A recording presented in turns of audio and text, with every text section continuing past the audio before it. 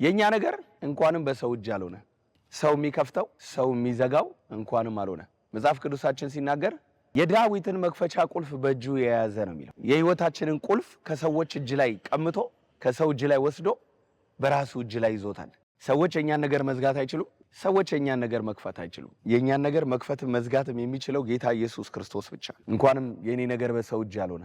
መዝጋትና መክፈት የሰዎች ቢሆን ኖሮ የኛ ነገር በነሱ ስሜት ላይ በነሱ ፍቃድ ላይ ተመስርቶ የከፋቸው ቀን፣ የጠሉን ቀን፣ ያዘኑብን ቀን፣ የተናደዱብን ቀን የኛ ነገር በተቆለፈና በተዘጋ ነበር። ሰዎች የኛን በር እንዲከፍቱልን ደጃቸውን በጠናን ነበር።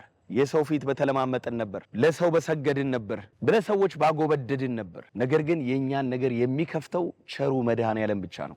ጌታ ኢየሱስ ብቻ ነው። የሚከፍት የሚዘጋ የለም። እግዚአብሔር ምስክሬ ነው።